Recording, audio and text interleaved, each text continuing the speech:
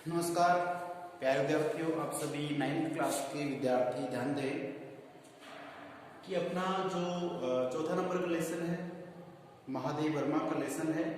और इस लेसन में आप देखेंगे कि किस प्रकार से उन्होंने अपने बचपन के संस्कारों को बड़े होने तक संजोए रखा है।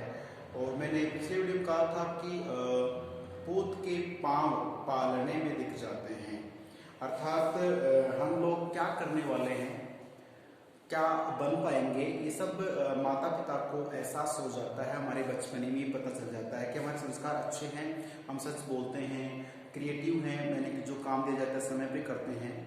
और जैसा हमें बरजना क्या होता है कि आपके मम्मी पापा आपको कई बार रोकते हैं, टोकते हैं ना कि बेटा ये मत कर, ये कर, वहां मत जा, यहाँ जा, तो उसे कहते हैं बरजना पहले की भाषा में। आजकल रोका टोकी होती है ना, लेकिन आजकल तो उल्टा सिस्टम होता है, रोको मत टोको मत, है ना, ये उल्टा पढ़ाया जाता है। बरजना में जरूर होता है कि ये करो ये मत करो, क्योंकि हमारे माता पिता हमें कभी गलत शिक्षा नहीं देते हैं, तो उन्हें पता होता है कि क्या गलत और क्या सही है। क्योंकि हमसे पहले, हम तो बचपन में आज हैं, लेकिन हमारे माता पिता तो उस जीवन को जी चुके ना, तो सही क्या है गलत क्या है, कौन सही कौन गलत सब कुछ जानते हैं वो लोग। तो हमें माता पिता को ही भगवान के रूप में देखना चाहिए, उनके बताए मार्ग पर चलना चाहिए, और जैसा वो कहते हैं वैसा हमें मानना चाहिए। उनकी बात मानेंगे तो मान के चलिए कि उनकी आत्मा खुश होगी और माता पिता से बड़ा आशीर्वाद, क्योंकि वो भगवान हमारे खिलाते पिलाते प्रोटेक्ट करते हमारी। तो ऐसे में क्या है कि माता पिता से बढ़कर मुझे लगता है कि कोई दूसरा आपको सपोर्ट करेगा। हाँ करेगा सपोर्ट, तो फिर वो ना जताएगा कि मैंने आपको सपोर्ट किया है, और कहीं ना कहीं कोई व्यक्ति आपको सपोर्ट करे तो लालच से ही करेगा। ठीक है, तो प्रिय विद्यार्थियों, मैं आपको ये बताना चाहता हूँ कि यहाँ हम महादेव वर्मा को पढ़ रहे हैं। तो महादेव वर्मा ने अब तक तो नॉर्मल सी बातें बताई, अब देखिए टेंशन सी बातें बता रही है वो। इसमें एक लाइन आई है, पाठ में पढ़ा होगा आपने कि देखिए जो हम बचपन में संस्कार सीखते हैं ना, वो ही जिंदगी भर काम आते हैं। आप बचपन में चोरी करना सीख जाओ, कभी ना कभी वापस करोगे। ठीक है, झूठ बोलना, चोरी करना, डकैती, सब बचपन में सीख गए ना।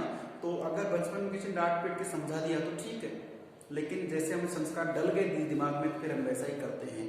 ठीक है, तो देखिए अच्छे व्यक्ति बुरे व्यक्ति बनने के लिए कोई स्कूल या कोई कॉलेज या कोई माता पिता जिम्मेदार नहीं होता है। वो शुरुआत से ही हमारी जैसे नींव पड़ती है, जैसे हमारे संस्कार मिलते हैं, हमारे संस्कार जिम्मेदार होते हैं किस प्रकार के संस्कार हमें मिले हैं और हम उन संस्कारों का कितना अच्छा प्रदर्शन करते हैं।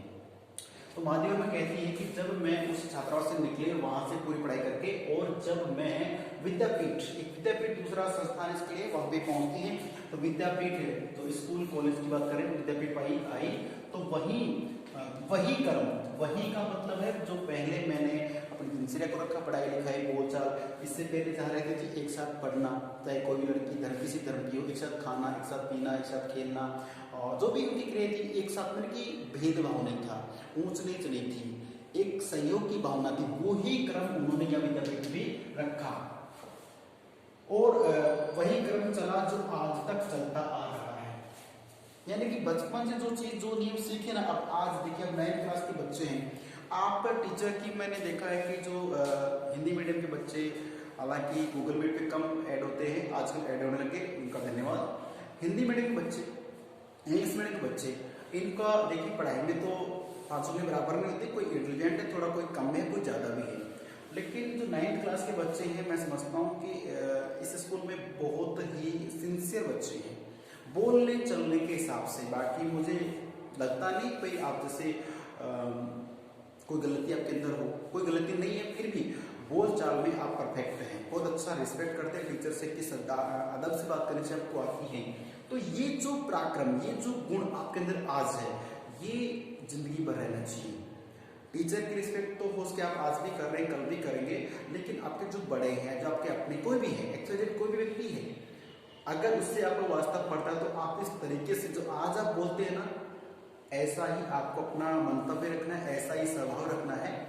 कोई व्यक्ति कठोर है तो कठोरता के साथ पेश आओ, लेकिन कोई बिल्कुल अपने जैसा है उसे उसी हिसाब से मिठास के साथ पेश आना चाहिए। तो मेरा मतलब यही है कि महादेव को कहते हैं कि जो मैंने बचपन में संस्कार मैंने सीखे, मैंने डाले, वही मेरी उम्र भर चलते रहे। अब थोड़ी आगे बताते हैं कि जहां हम रहते थे वहां पे जवारा कोई जगह का नाम है। तो जवारा के नवाब समझते, कोई वो कोई राजा महाराज है, कोई अच्छे पोस्ट पे थे ना, नवाब थे, तो देखिए अभी मैं आपसे पूछूं पटौदी के नवाब, तो बता देंगे आप, मुझे पता है कौन है जो भी है। चलिए जो बॉलीवुड में एक एक्टर है जिनको पटौदी का नवाब कहा जाता है। चलिए वैसे नवाबों की नगरी राजस्थान में एक जिला है, वो कौन सा है? टोंक जिले को नवाबों की नगरी कहा जाता है। खैर छोड़िए आगे बढ़ते हैं। तो बात करें कि नवाब रहे थे, यानी कि जवारा के नवाब रहते थे। तो ये बेचारे इस समय तो नवाब थे, लेकिन कारणवश चलते हुए कोई समय था तो उनकी नवाबी छिन गई, अर्थात एक समय आया तो उनकी पोस्ट चली गई, उनके हालात खराब हो गए, पैसा रुपया धन संपदा कम रह गई है। तो ये वहां पर एक बंगले में रहते थे, रेंट पे रहते थे, कैसे भी एक बंगला था उसमें ये रहते थे कॉटेज में। और उसी बंगले में कुछ कमरों में ये जो बालिकाएं थी, महादेव वर्मा की साथी थी, जो ये सब रहते थे। अब जो जवाहरा साहब की, जो नवाब साहब की पत्नी है, ठीक है, बेगम साहिबा, तो वो इनको कहती थी महादेव वर्मा को कि आप मुझे ताई कहा करो, ठीक है।